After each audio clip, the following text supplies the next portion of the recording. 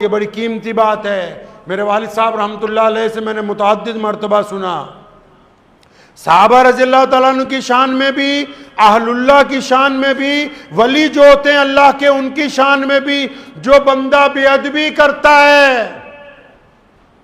नबी तो बहुत बड़े मर्तबे पर हैं और मोहम्मद रसूलुल्लाह सल्लल्लाहु अलैहि वसल्लम तो चांद की तरह है। कोई उस तरफ मुंह करके थूकना चाहेगा तो वापस थूक उसके चेहरे पे आने वाला है।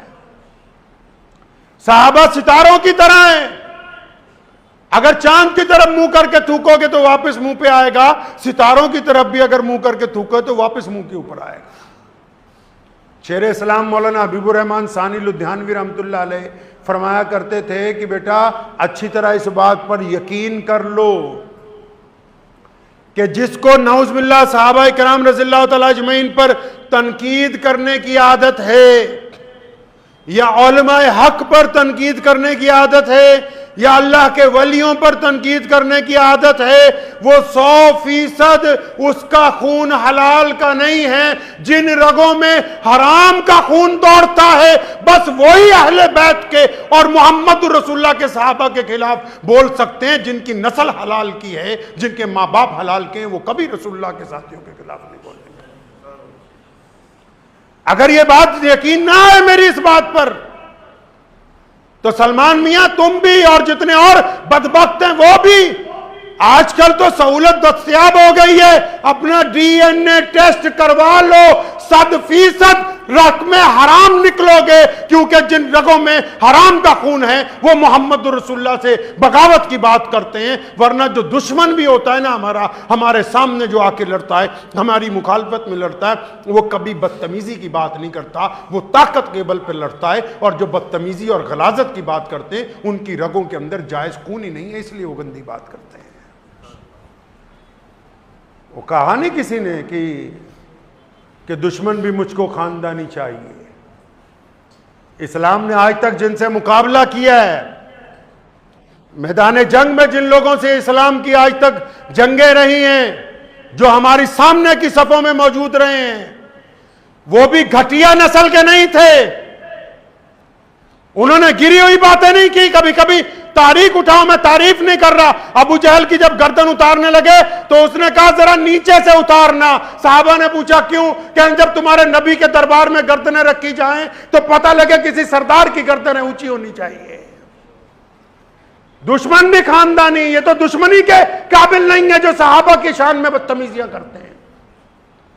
मुनाफिकत के दर्जे से नीचे, जहालत के दर्जे से नीचे। मुसलमानों याद रखो, ये दीन, ये जो इमारतें खड़ी हैं पूरी दुनिया में, चाहे वो देवबंदियों की हो, चाहे वो बरेलवियों की हो, चाहे वो शियों की हो, चाहे वो सुन्नियों की हो, चाहे वो अलग अलग बरादरियों की हो, अलग अलग रंग और नस्ल की हो, चाहे वो कायनात के किसी भी मुसलमान की मस्जिद हो, ये उस वक्त तक कायम है जब तक मोहम्मद रसूलुल्लाह के वफादारों की इज्जत कायम है, जब तक सहाबा इकराम की इज्जत कायम है। अगर कोई सहाबा पर उंगली उठाएगा तो उनका ईमान खत्म हो जाएगा, ईमान बचने वाला है नहीं।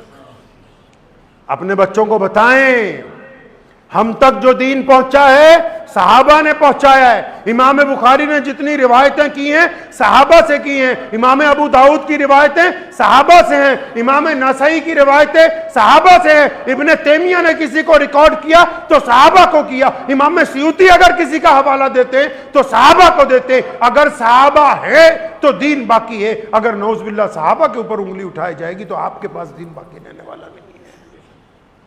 इनकी मोहब्बत ईमान है, रखेंगे इंशाअल्लाह। और मोहब्बत का तकाजा क्या होता है भाई, देसी जुबान में समझाओ। मोहब्बत का तकाजा ये है, इमाम अबू हनीफा रहमतुल्लाह अलैह को एक दिन शैतान आ गया मिलने के लिए। क्या इमाम साहब जरा ये बताओ अल्लाह के एक होने की दलील दो। हजरत ने 99 दलीलें दी, अल्लाह के तमाम सिफाती नाम के साथ उसकी दलील पेश की भी, इस नाम की ये सिफत है और अल्लाह एक है। शैतान ने अगली बात कही, कहने लगा अच्छा ये 99 दलीलें तो दे दी, इनमें से आपने किस दलील के तहत अपने रब को एक माना है? आपने रसूलुल्लाह के भी 99 नाम हैं, आपने किस नाम के तहत इनको खातिबुन नबिय्यीन माना है? इमाम साहब को अल्लाह ने बड़ा ईमान और बड़ा दिल गुर्दा दिया था। फरमाया बदबख्त शैतान, तुझे ये नहीं पता कि हम अल्लाह और उसके रसूल से मोहब्बत करते हैं? अल्लाह और उसके रसूल सल्लल्लाहु अलैहि वसल्लम से जिनकी मोहब्बत होती है, मोहब्बत बिना दलील के होती है। दलीलें तो दुश्मन के लिए हैं। हम बिना दलील के अपने रब को अपना रब और अपने नबी को अपना नबी तस्लीम करते हैं। इसके लिए दलील की कोई जरूरत नहीं। नारे तकबीर, नारे तकबीर, खत्मे नबूवत, खत्मे नबूवत, नारे तकबीर। मोहब्बत क्या होती है? मोहब्बत को अब आप सीधा जुबान में समझिए।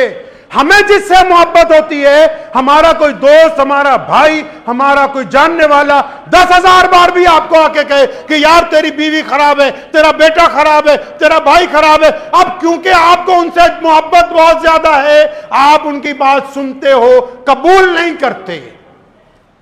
आप उनकी बात सुनते हो, जवाब देते हो।